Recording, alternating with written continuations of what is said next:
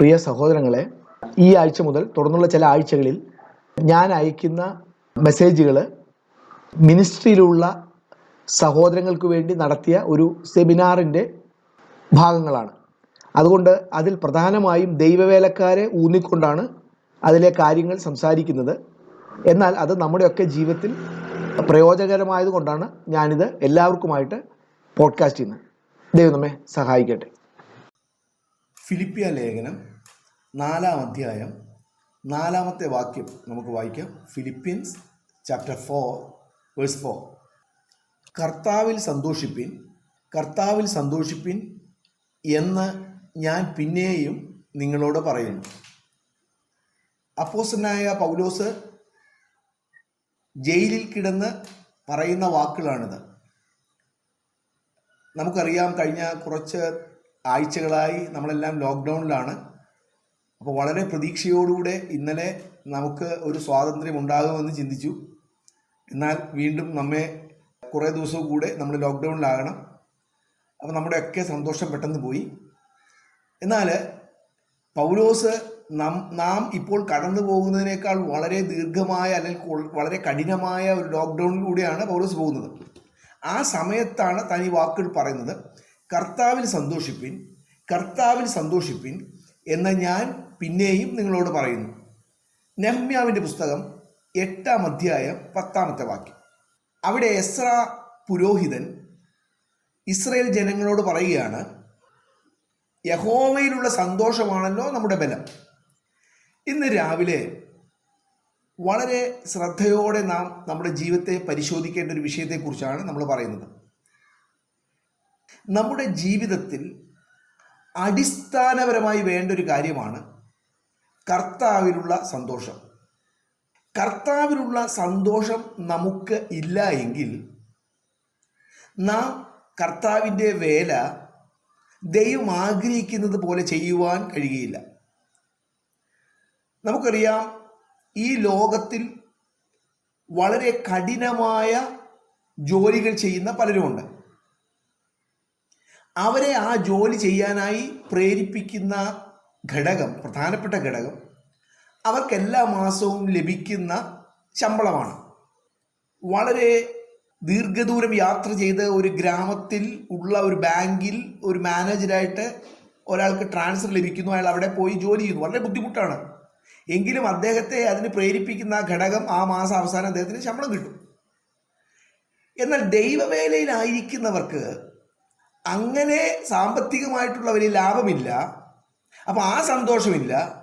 പിന്നെ കർത്താവിലുള്ള സന്തോഷവും കൂടി ഇല്ലെങ്കിൽ അവൻ്റെ അവസ്ഥ ഒന്ന് ചിന്തിക്കുക. നമ്മൾ പലപ്പോഴും കർത്താവിലുള്ള സന്തോഷം എന്ന് തെറ്റിദ്ധരിക്കുന്നത് മിനിസ്ട്രിയിലുള്ള സന്തോഷമാണ്. മിനിസ്ട്രിയിലുള്ള സന്തോഷം വേറെ, കർത്താവിലുള്ള സന്തോഷം വേറെ. കർത്താവിലുള്ള സന്തോഷം എന്ന് പറയുന്നത് കർത്താവ് എന്ന ഒരു വ്യക്തിയിലുള്ള സന്തോഷമാണ്.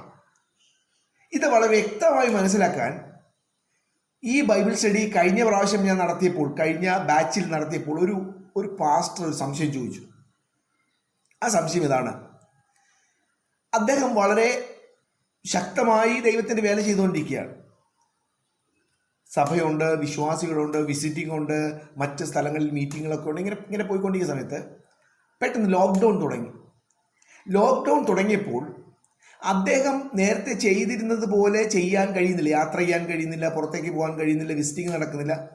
പെട്ടെന്ന് അദ്ദേഹത്തിൻ്റെ സന്തോഷം പോയി. ഇത് തന്നെയാണ് വ്യക്തമായ തെളിവ് നമ്മുടെ സന്തോഷം കർത്താവിലാണോ അല്ലെങ്കിൽ മിനിസ്ട്രിയിലാണോ. ഞാൻ ചോദിക്കട്ടെ, അദ്ദേഹത്തിന് പ്രസംഗിക്കാൻ പറ്റുന്നില്ല, അദ്ദേഹത്തിന് യാത്ര ചെയ്യാൻ പറ്റുന്നില്ല, പക്ഷേ കർത്താവുണ്ടല്ലോ. കർത്താവ് വീട്ടിലിരിക്കുമ്പോഴും ഉണ്ട്, യാത്ര ചെയ്യുമ്പോഴും ഉണ്ട്, മിനിസ്റ്റർ ചെയ്യുമ്പോഴും ഉണ്ട്. അപ്പോൾ കർത്താവിലുള്ള സന്തോഷമായിരുന്നു എങ്കിൽ അത് മിനിസ്റ്റർ ചെയ്താലും ഉണ്ട്, മിനിസ്റ്റർ ചെയ്തില്ലെങ്കിലും ഉണ്ട്. അപ്പം നമ്മൾ പലപ്പോഴും തെറ്റിദ്ധരിക്കുന്നത് മിനിസ്ട്രിയിലുള്ള സന്തോഷത്തെയാണ് കർത്താവിലുള്ള സന്തോഷമെന്ന് നമ്മൾ പറയുന്നത്. ഇവിടെ അപ്പോസ്തലനായ പൗലോസ് പറയുന്നത്, കർത്താവിൽ സന്തോഷിപ്പിൻ, കർത്താവിൽ സന്തോഷിപ്പിൻ, റിജോയ്സ് ഇൻ ദ ലോർഡ്. കർത്താവിൽ, കർത്താവ് എന്ന വ്യക്തിയിൽ അങ്ങനെ ഒരു സന്തോഷം നമുക്കില്ല എങ്കിൽ അത് നന്നായി നാം പരിശോധിക്കേണ്ടത് ആവശ്യമാണ്. ഒരു വാക്യം നമുക്ക് വായിക്കാം. ലൂക്കോസിന്റെ സുവിശേഷം 10-ാം അധ്യായം 17-ാമത്തെ വാക്യം. ആ 70 പേർ സന്തോഷത്തോടെ മടങ്ങി വന്നു, കർത്താവേ, നിന്റെ നാമത്തിൽ ഭൂതങ്ങളും ഞങ്ങൾക്ക് കീഴടങ്ങുന്നു എന്ന് പറഞ്ഞു. ഈ ഒരു സന്തോഷം നമുക്കൊക്കെ ഉണ്ട്. ഇപ്പോൾ ഈ ബൈബിൾ സ്റ്റഡിയിൽ ഏകദേശം 18 പേരുണ്ട്. അത് 2 പേരായിരുന്നെങ്കിലോ എൻ്റെ സന്തോഷം പോയി. ആണോ? 25 വരെ സന്തോഷം കൂടി. ഇത് തന്നെയാണ് ഇവരുടെയും പ്രശ്നം. അവർ സന്തോഷത്തോടുകൂടെ വന്ന് കർത്താവിനോട് പറയുകയാണ്, ഭൂതങ്ങൾ ഞങ്ങൾക്ക് കീഴടങ്ങുന്നു. അപ്പൊ കർത്താവ് എന്ത് പറഞ്ഞു? ആഹാ, ആണോ? പ്രൈസ് ദി ലോർഡ് എന്നാണോ പറഞ്ഞത്? 20-ാമത്തെ വാക്യം നമുക്ക് എല്ലാവർക്കും ചേർന്ന് ആ വാക്യം ഒന്ന് വായിക്കാം. അത്ര പ്രാധാന്യത്തോടെ വായിക്കേണ്ട വാക്യമാണ്. ലൂക്കോസിന്റെ സുവിശേഷം 10-ാം അധ്യായം 20-ാമത്തെ വാക്യം. എങ്കിലും ഭൂതങ്ങൾ നിങ്ങൾക്ക് കീഴടങ്ങുന്നതിലല്ല, നിങ്ങളുടെ പേർ സ്വർഗത്തിൽ എഴുതിയിരിക്കുന്നതിനാലാണ് സന്തോഷിക്കേണ്ടത്. കർത്താവിനോട് അവർ പറയുകയാണ്, ഞങ്ങളുടെ മിനിസ്ട്രി വളരെ നന്നായി പോകുന്നു. ഞങ്ങൾക്ക് ഇപ്പോൾ ഉത്തർപ്രദേശിൽ പ്രവർത്തനമുണ്ട്, മധ്യപ്രദേശിൽ പ്രവർത്തനമുണ്ട്, മഹാരാഷ്ട്രയിൽ പ്രവർത്തനമുണ്ട്, രാജസ്ഥാനിൽ പ്രവർത്തനമുണ്ട്. ഭയങ്കര സന്തോഷം. അപ്പൊ കർത്താവ് പറഞ്ഞു, അയ്യോ, ആ സന്തോഷത്തിൽ എന്തോ ഒരു പ്രശ്നം എനിക്ക് തോന്നുന്നല്ലോ. നിങ്ങളുടെ സന്തോഷം മിനിസ്ട്രിയിലായിരിക്കരുത്. നിങ്ങളുടെ സന്തോഷം, നിങ്ങളുടെ പേര് സ്വർഗത്തിൽ എഴുതിയിട്ടുണ്ട്. അപ്പൊ മിനിസ്ട്രിയിൽ സന്തോഷം പാടില്ലേ? തീർച്ചയായിട്ടും മിനിസ്ട്രിയിൽ സന്തോഷം ഉണ്ടാകും. ഞാനൊരു ഉദാഹരണത്തിന് പറയാം. ഒരമ്മ ഇപ്പൊ കുഞ്ഞിന് ഒരു 3 മാസം പ്രായമാണ്. ഈ അമ്മയ്ക്ക് കുഞ്ഞിനെ വലിയ സ്നേഹമാണ്. അപ്പൊ ഈ കുഞ്ഞിൻ്റെ വസ്ത്രങ്ങൾ കഴുകുന്നു, ഈ കുഞ്ഞിനെ കുളിപ്പിക്കുന്നു. ഇതൊക്കെ ആ പ്രവൃത്തിയിലാണോ ആ അമ്മയുടെ സന്തോഷം, അല്ലെങ്കിൽ ആ കുഞ്ഞിലാണ് സന്തോഷം? കുഞ്ഞിൻ്റെ വസ്ത്രം കഴുകുന്നതിലാണ് അമ്മയുടെ സന്തോഷം. കുഞ്ഞിൻ്റെ വസ്ത്രമായതുകൊണ്ടാണ്, അല്ലാതെ വസ്ത്രം കഴുകുന്നതിലല്ല അമ്മയുടെ സന്തോഷം. എന്നാൽ നാട്ടിലുള്ള എല്ലാ കുഞ്ഞുങ്ങളുടെ വസ്ത്രം കൊണ്ടേ അമ്മയുടെ കൊടുത്താൽ എങ്ങനെ ഉണ്ടാകും അമ്മയുടെ സന്തോഷം? എന്തുകൊണ്ടാണ് മിനിസ്ട്രിയിലുള്ള സന്തോഷം? അത് കർത്താവിന് വേണ്ടി പ്രവർത്തിക്കുന്നു എന്നതിലുള്ള സന്തോഷമാണ്. എന്നാൽ വളരെ ശ്രദ്ധയോടെ നാം മനസ്സിലാക്കേണ്ടത്, പലപ്പോഴും നമ്മുടെ മിനിസ്ട്രിയിലുള്ള സന്തോഷം നമ്മുടെ അഹങ്കാരത്തിൽ നിന്ന്, പ്രൈഡിൽ നിന്നാണ്. നമുക്ക് നോക്കാം. ലൂക്കോസിന്റെ സുവിശേഷം 22-ാം അധ്യായം 24-ാമത്തെ വാക്യം. തങ്ങളിൽ ആരെയാണ് വലിയവനായി എണ്ണേണ്ടത് എന്നതിനെക്കുറിച്ച് ഒരു തർക്കവും അവരുടെ ഇടയിലുണ്ടായി. തങ്ങളിൽ ആരാണ് വലിയവൻ? ദൈവവേലക്കാരുടെ ഇടയിൽ പൊതുവായി കാണുന്ന ഒരു മനോഭാവമാണിത്. തങ്ങളിൽ വലിയവൻ ആരാണ്? എന്തിനാണ് മിഷൻ സ്റ്റേഷൻസിലുള്ള സാക്ഷ്യങ്ങൾ ഇത്ര വളരെ വിശദമായി പ്രസ്താവിക്കും? തീർച്ചയായിട്ടും അങ്ങനെയുള്ള സാക്ഷ്യങ്ങൾ മറ്റുള്ളവർക്ക് പ്രയോജനമാണ്. ഒരു സാക്ഷ്യം മറ്റൊരു സാക്ഷിയെ ഉരുവാക്കുന്നു, അതൊക്കെ ശരിയാണ്. പക്ഷേ ചോദ്യം നമ്മളോടാണ്. ഞാനാണ് എന്നോട് ചോദിക്കേണ്ടത്. ഇത്ര വിശദമായി പറയുന്നത് പലപ്പോഴും എൻ്റെ മിനിസ്ട്രി വളരെ ത്യാഗപൂർണമാണ്, കഷ്ടതയുള്ളതാണെന്ന് അറിയിക്കാൻ വേണ്ടിയാണോ? എപ്പോഴും അങ്ങനെ ആകണമെന്നില്ല. പക്ഷെ ചോദിക്കേണ്ടത് നമ്മളോട് തന്നെയാണ്. നമ്മളാണ് ഉത്തരം കണ്ടെത്തേണ്ടത്. തങ്ങളിൽ വലിയവനാരാണ്? പാസ്റ്റർ മിനിസ്ട്രി ആണോ വലുത്? ബൈബിൾ ട്രാൻസ്ലേഷൻ ആണോ വലുത്? ബൈബിൾ ടീച്ചിങ് ആണോ വലുത്? അല്ല, കർത്താവ് പറഞ്ഞിട്ട് ഒരു ചാരിറ്റബിൾ പ്രവർത്തനം ചെയ്യുന്നതാണോ വലുത്? ശിഷ്യന്മാരുടെ ഇടയിൽ വലിയ തർക്കമാണ്, എപ്പോഴും ഉണ്ടായിരുന്ന തർക്കമാണ്. ഞങ്ങളിൽ ആരാണ് വലിയവൻ? അതിനുവേണ്ടി അവർ ഉപയോഗിക്കുന്ന പല തന്ത്രങ്ങളുണ്ട്. എന്തുകൊണ്ടാണ് മിനിസ്ട്രിയിൽ പലപ്പോഴും സന്തോഷമുണ്ടാകുന്നത്? തങ്ങൾ വലിയവനാണെന്ന് തെളിയിക്കാനുള്ള നല്ല ഒരു മീഡിയയാണ് മിനിസ്ട്രി. ഒരു 100 രൂപയുടെ ഭക്ഷണപ്പൊതി വിതരണം ചെയ്യും. കോവിഡ് സംബന്ധിച്ച് 100 രൂപയുടെ ഭക്ഷണപ്പൊതി വിതരണം ചെയ്യും. 1000 രൂപ മുടക്കി.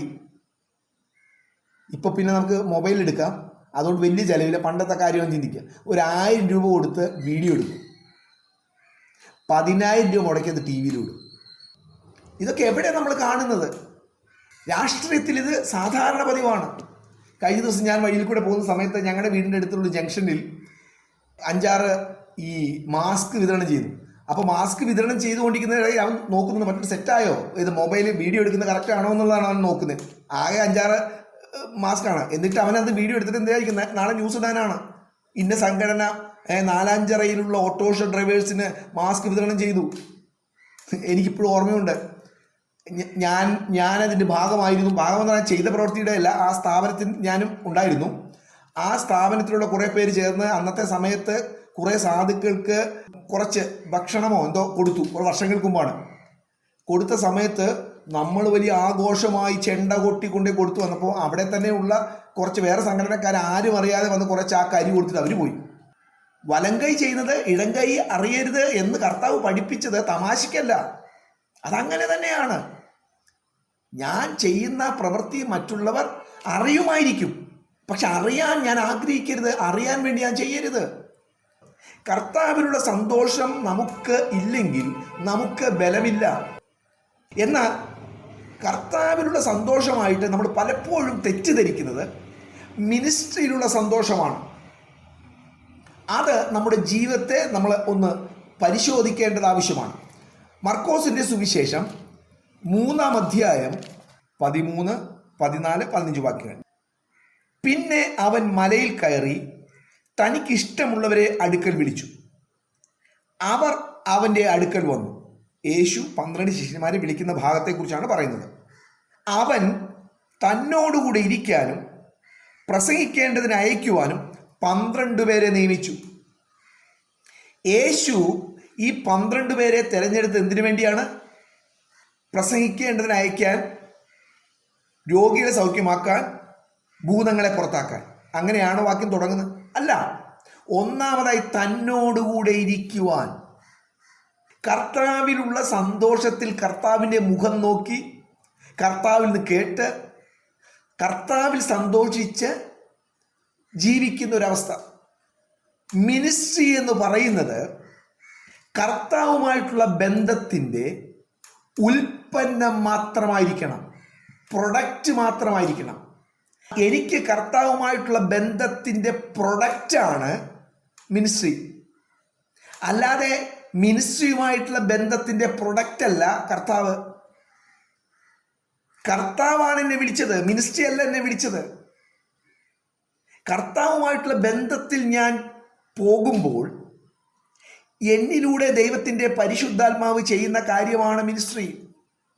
ദൈവത്തിൻ്റെ വേലിലായിരിക്കുന്ന നാം വളരെയധികം ശ്രദ്ധിക്കേണ്ടത് ആവശ്യമാണ്. നമ്മെ തന്നെ ഉയർത്താനും നമ്മെ തന്നെ ശ്രദ്ധിക്കപ്പെടാനുമുള്ള ഒരു വലിയ ത്വര വളരെ ശക്തമാണ്. അതെല്ലാവരിലുമുണ്ട്. അതിനെ നാം വളർത്തുകയില്ല, അതിനെ നാം പുറത്താക്കണം. അഹങ്കാരം ദൈവത്തിൽ നിന്നല്ല, അഹങ്കാരം പിശാചിൽ നിന്നാണ്. നമ്മെ തന്നെ ഉയർത്താനുള്ള ഏറ്റവും നല്ലൊരു മീഡിയ ആയിട്ട് പലപ്പോഴും ഉപയോഗിക്കുന്നത് മിനിസ്ട്രിയാണ്. നിങ്ങൾ മിനിസ്ട്രി ചെയ്യുമ്പോൾ ഒന്നുകിൽ നിങ്ങളെ ഉയർത്താം, അല്ലെങ്കിൽ കർത്താവിനെ ഉയർത്താം. ഒന്നുകിൽ നിങ്ങളെയും കർത്താവിനെയും ഉയർത്താം. പക്ഷെ ദൈവം ആഗ്രഹിക്കുന്നത് കർത്താവിനെ മാത്രം ഉയർത്താനാണ്. യോഹന്നാന്റെ സുവിശേഷം 1-ാം അധ്യായത്തിൽ സ്ത്രീകളിൽ നിന്ന് ജനിച്ചവരിൽ യോഹന്നാനേക്കാൾ വലിയവൻ ആരുമില്ലെന്ന് കർത്താവ് പറഞ്ഞ ആ യോഹന്നാൻ സ്നാപകനെ കുറിച്ച് നമ്മൾ കാണുന്നുണ്ട്. യോഹന്നാന്റെ സുവിശേഷം 1-ാം അധ്യായം 19-ാമത്തെ വാക്യം. ആ വാക്യം തുടങ്ങുന്നത് ഇങ്ങനെയാണ്: നീ ആരാണ് എന്ന് യോഹന്നാനോട് ചോദിക്കേണ്ടതിന് യഹൂദന്മാർ യെരുശലേമിൽ നിന്ന് പുരോഹിതന്മാരെയും ലേവ്യരെയും അവൻ്റെ അടുക്കിലേക്ക് അയച്ചപ്പോൾ അവൻ്റെ സാക്ഷ്യം ഇതായിരുന്നു: നീ ആരാണ്? ഈ ലോകം നമ്മോട് ചോദിക്കുന്ന ഒരു പൊതുവായൊരു ചോദ്യമാണ്, നീ ആരാണ്? ഞാൻ നിങ്ങളോട് ചോദ്യം ചോദിക്കാം, അതിൻ്റെ ഉത്തരം നിങ്ങളൊന്ന് ധ്യാനിക്കുക. എന്തിനാണ് നിങ്ങളുടെ പേരിൻ്റെ മുൻപിൽ ഒരു വാക്ക് ചേർക്കുന്നത്? ഏതെങ്കിലും വാക്ക്. ഇപ്പം എൻ്റെ പേര് ബിജു PX ആണ്, അതാണ് എൻ്റെ പേര്. എൻ്റെ പേരിൻ്റെ മുമ്പിൽ എന്തിനാണ് ചിലത് കൂടെ ചേർക്കുന്നത്? ലോകം നമ്മളോട് ചോദിക്കുകയാണ്, നീ ആരാണ്? ഇപ്പം എന്നോട് ചോദിക്കുകയാണ്, നീ ആരാണ് എന്ന് ചോദിച്ചാൽ എനിക്ക് വളരെ ലളിതമായ ഉത്തരമുണ്ട്. പക്ഷെ നമ്മൾ തുടങ്ങുന്നത് ഞാൻ പാസ്റ്ററാണ്. എൻ്റെ സഭയിൽ 250 വിശ്വാസികളുണ്ട്. അതിൽ 18 പേര് ഡോക്ടേഴ്സാണ്, 25 പേര് അഡ്വക്കേറ്റ്സ് ആണ്. ഇതൊന്നും അല്ലല്ലോ ചോദിച്ചത്. ഞാൻ ആരാണെന്നുള്ള ചോദ്യത്തിന് പറയുന്ന ഉത്തരം എന്നെ മഹത്വപ്പെടുത്താനുള്ള ഉത്തരങ്ങളാണ്. ആ കൂട്ടത്തിൽ ഒരാൾ 2 മാസങ്ങൾക്ക് മുമ്പ്, അതായത് നമ്മുടെ സഭയിലുള്ളൊരു വിശ്വാസി 2 മാസം മുമ്പ് റേപ്പ് കേസിൽ അറസ്റ്റ് ചെയ്ത് സെൻട്രൽ ജയിലിൽ കിടക്കുന്നത്. അത് പറയൂ? ഈ ഡോക്ടേഴ്സിൻ്റെയും അഡ്വക്കേറ്റ്സിൻ്റെയും പറഞ്ഞ കൂട്ടത്തിൽ ആ കേസ് പറയൂ? അത് പറയത്തില്ല. നമുക്ക് ശ്രദ്ധാപൂർവം പറയാനറിയാം, നമുക്ക് മഹത്വം ഉണ്ടാക്കുന്ന കാര്യങ്ങളൊക്കെ പറയാനറിയാം. അപ്പം യോഹന്നാനോട് ചോദിച്ചു, നീ ആരാണ്? ആരാണെന്ന് ചോദിച്ചതിന് യോഹന്നാൻ പറയുന്ന ഉത്തരം ഞാൻ ആരല്ല എന്നാണ്. 20ാമത്തെ വാക്യം ആർക്കെങ്കിലും വായിക്കാമോ? ഞാൻ ക്രിസ്തു അല്ല എന്ന് ഏറ്റു പറഞ്ഞു. അവനോട് ചോദിച്ചത് ആരാണെന്നാണ്. യോഹന്നാൻ പറയുന്ന മറുപടി ഞാൻ ആരല്ല എന്നാണ്. നിങ്ങളുടെ ജീവിതത്തിൽ ദൈവം മഹത്വപ്പെടണമെങ്കിൽ നിങ്ങളും ഞാനും മനസ്സിലാക്കേണ്ട ഒന്നാമത്തെ കാര്യം, നമ്മുടെ മിനിസ്ട്രി എന്ന് പറയുന്നത്, ഒന്നാമത്തെ മിനിസ്ട്രി ബൈബിൾ ട്രാൻസ്ലേഷനോ ദൈവവചന പ്രസംഗമോ പഠിപ്പിക്കലോ അല്ല, ദൈവത്തെ മഹത്വപ്പെടുത്തലാണ്. ആളുകൾ നമ്മെ ദൈവത്തിൻ്റെ സ്ഥാനത്തിലേക്ക് ഉയർത്താൻ വേണ്ടി ശ്രമിക്കുമ്പോൾ നമ്മുടെ പണി അവരെ ദൈവത്തിങ്കിലേക്ക് തിരിക്കലാണ്. അന്നത്തെ യഹൂദന്മാർ ഒരു മശിഹയെ പ്രതീക്ഷിച്ചു കൊണ്ടിരിക്കുകയാണ്. മശിഹ വരും, തങ്ങളെ വിദേശാധിപത്യത്തിൽ നിന്ന് വിടുവിക്കും എന്ന് വളരെ പ്രതീക്ഷയോടെ കാത്തിരിക്കുന്ന സമയത്താണ് മശിഹ ആണെന്ന് തെറ്റിദ്ധരിക്കാവുന്ന ഒരാൾ വരുന്നത്, അതായത് യോഹന്നാൻ. അതുകൊണ്ടാണ് അവർ ആളെ വിട്ട് ചോദിപ്പിച്ചത്, നീ ആരാണ്? അപ്പോൾ യോഹന്നാന് മനസ്സിലായി ഇവർക്കൊരു തെറ്റിദ്ധാരണയുണ്ട്, ഞാൻ മശിഹയാണോ എന്ന്. അപ്പോൾ യോഹന്നാൻ എടുത്തു പറയുകയാണ്, ഞാൻ മശിഹയല്ല. അടുത്ത വാക്യം. അപ്പോൾ പിന്നെ അവർ ചോദിക്കുകയാണ്, പിന്നെ നീ ആരാണ്? നിങ്ങൾ നിങ്ങളെ തന്നെ ഉയർത്തുകയില്ല എന്നൊരു തീരുമാനം എടുത്തത് കൊണ്ടൊന്നും നിങ്ങൾ രക്ഷപ്പെടാൻ പോകുന്നില്ല. ലോകം പിന്നെയും ചോദിച്ചുകൊണ്ടിരിക്കും, നീ ആരാണ്? ഞാൻ കുറേ നാളുകൾക്ക് മുമ്പ് ഒരു സ്ഥലത്ത് എന്നെ ഒരു മീറ്റിങ്ങിന് വേണ്ടി ക്ഷണിച്ചു. അപ്പം ഞാൻ എന്നെക്കുറിച്ച് അധികം പറയാൻ താല്പര്യപ്പെട്ടില്ല, പറഞ്ഞുകൊണ്ട് വലിയ കാര്യമൊന്നുമില്ല, അതുകൊണ്ട് ഞാൻ പറഞ്ഞില്ല. അപ്പോൾ പാസ്റ്ററിന് ഒരു സന്തോഷമില്ല, കാര്യം എന്നെ ഒന്ന് പരിചയപ്പെടുത്താൻ എന്തെങ്കിലും വേണ്ടേ, എന്തെങ്കിലും വീര്യപ്രവൃത്തികൾ വേണ്ടേ. അപ്പോൾ അദ്ദേഹം എന്നെ തിരിച്ചു മറിച്ച് ചോദിച്ചുകൊണ്ടിരിക്കുകയാണ്. ലോകം നമ്മെ മഹത്വപ്പെടുത്താൻ എന്തെങ്കിലും കിട്ടുന്നത് വരെയും ചോദിച്ചുകൊണ്ടിരിക്കും. അതിൻ്റെ പേരാണ് പ്രലോഭനം, ടെംപ്റ്റേഷൻ, പരീക്ഷ. അത് ചോദിച്ചുകൊണ്ടിരിക്കും. യോഹന്നാനോട് പിന്നെയും ചോദിക്കുകയാണ്, നീ ആരാണ്? നീ ഏലിയാവാണോ? നീ വരാനുള്ള പ്രവാചകനാണോ? അതിനൊക്കെ പറയുന്ന മറുപടി എന്താണ്? അല്ല. അപ്പോൾ അവർ ഫെഡപ്പായി. എത്ര ചോദിച്ചിട്ടും ഇവന് ഉത്തരവൊന്നും പറയുന്നില്ല. ഉടനെ ഫെഡപ്പായിട്ട് ചോദിക്കുകയാണ്. 22ാമത്തെ വാക്യം. അവർ അവനോട്, നീ ആരാകുന്നു? നീ എന്തെങ്കിലും ഒന്ന് പറ. യോഹന്നാന് തന്നെക്കുറിച്ച് പറയാൻ ഉത്സാഹമില്ല. കാര്യം യോഹന്നാന് നന്നായിട്ടറിയാം, എൻ്റെ പുറകെ ഒരുത്തൻ വരുന്നുണ്ട്, അവൻ്റെ ചെരിപ്പഴിപ്പാൻ ഞാൻ യോഗ്യനെന്നല്ല. ഈ അന്നത്തെ കാലത്ത് യജമാനന്മാരുടെ ചെരിപ്പഴിക്കുന്നത് അടിമകളാണ്. യോഹന്നാൻ പറയുന്നത്, എൻ്റെ പുറകെ മഹത്വമുള്ളൊരുത്തൻ വരുന്നുണ്ട്, അവൻ്റെ ചെരിപ്പിൻ്റെ വാറഴിപ്പാൻ ഞാൻ യോഗ്യനെന്നല്ല, അവൻ്റെ ചെരിപ്പിൻ്റെ വാറുപോലും അഴിക്കാൻ ഞാൻ യോഗ്യനല്ല. അങ്ങനെയുള്ള ഞാൻ എങ്ങനെയാണ്, ഞാൻ ആരാണെന്ന് പറയുന്നത്? ആ തേജസ്സിൻ്റെ മുൻപിൽ എനിക്കെന്നെ കാണാൻ പറ്റുന്നില്ലല്ലോ.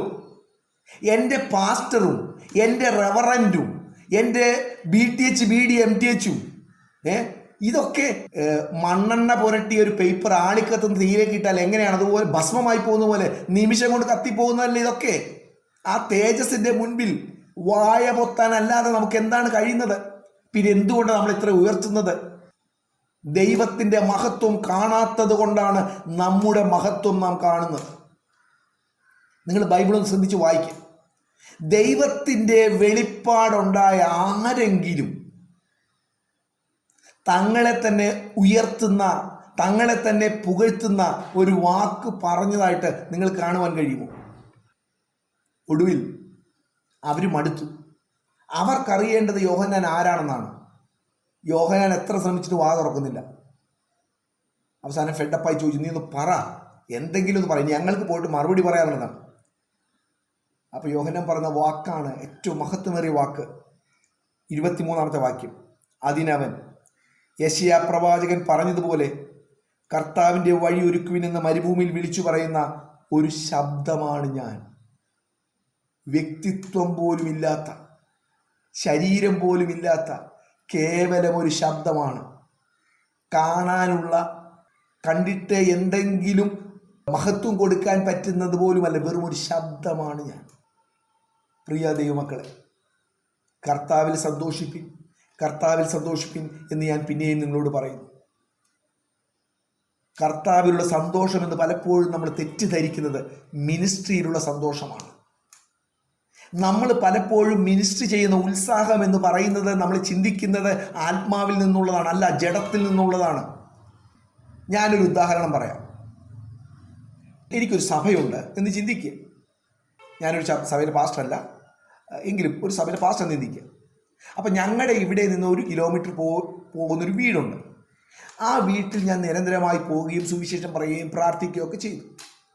അപ്പം ഞാൻ പ്രാർത്ഥിക്കണം, കർത്താവേ അവരെ അങ്ങ് രക്ഷിക്കണമേ, അവർ ദൈവഭാഗത്തേക്ക് വരട്ടെ എന്ന് പ്രാർത്ഥിക്കുക. ഒടുവിൽ അവർ രക്ഷിക്കപ്പെട്ട് കഴിഞ്ഞപ്പോൾ അവരുടെ വീടിൻ്റെ അടുത്ത് ശരിയായി ദൈവോനെ പഠിപ്പിക്കുന്ന ഒരാളെ ക്രിസ്തുവിൽ വളർത്തുന്നൊരു സഭയുണ്ട്. ആ സഭയിൽ പോയി, എൻ്റെ സഭയിൽ വന്നില്ല. എങ്ങനെ ഉണ്ടാകും സന്തോഷം? ഞാൻ പ്രാർത്ഥിച്ചത് എന്താണ്? കർത്താവേ അവരെ രക്ഷിക്കണേ, അവർ രക്ഷിക്കപ്പെട്ട് കർത്താവിലൊരു വളരട്ടെ. പക്ഷെ എൻ്റെ സന്തോഷം പോയി. അവർ ദൈവരാജ്യത്തിൽ കയറിയല്ലോ, പിന്നെ സന്തോഷം പോയത്? എൻ്റെ സഭയിൽ വന്നിട്ടില്ല. എനിക്ക് റിപ്പോർട്ട് കൊടുക്കണം. ഞാൻ വന്നിട്ട് 1 വർഷമായി, ഇപ്പോഴും എൻ്റെ സഭയിൽ 30 പേരേ ഉള്ളൂ. ഈ വർഷാവസാനം ആകുമ്പോഴേക്കും 10 കുടുംബങ്ങളെ കൂടെ കൂട്ടിയില്ലെങ്കിൽ എനിക്ക് ട്രാൻസ്ഫർ. എന്തൊക്കെയാണ് നമ്മുടെ ഇടയിൽ നടക്കുന്നത്? എന്താ പ്രശ്നം? കർത്താവിൽ അല്ല നമ്മുടെ സന്തോഷം. അതുകൊണ്ട് നമുക്ക് എന്തിലെങ്കിലും സന്തോഷിക്കണം. ഞാൻ ആദ്യം പറഞ്ഞതുപോലെ ലോകത്തിലുള്ള ആളുകളുടെ സന്തോഷം ആ മാസാവസാനം കിട്ടുന്ന ശമ്പളമാണ്. ഒരു ദൈവവേലക്കാരനെ സംബന്ധിച്ച് അങ്ങനെ വലിയ സന്തോഷിക്കാനുള്ള പണമൊന്നും അവന് കിട്ടുന്നില്ല. അതിനുവേണ്ടി ആൾക്കാർ ചെയ്യുന്നുണ്ട്, അത് വേറെ കാര്യം. പക്ഷേ അവൻ്റെ സന്തോഷം ക്രിസ്തുവിലാണ്. ക്രിസ്തുവിലുള്ള സന്തോഷമാണ് അവൻ്റെ ബലം. നമ്മളിത് പരിശോധിക്കണം. മിനിസ്ട്രിയിലാണോ സന്തോഷം? വ്യക്തികളിലാണോ സന്തോഷം? ബന്ധങ്ങളിലാണോ സന്തോഷം? ക്രിസ്തുവിൽ സന്തോഷിപ്പിൻ, ക്രിസ്തുവിൽ സന്തോഷിപ്പിൻ എന്ന് ഞാൻ പിന്നെയും നിങ്ങളോട് പറയുന്നു.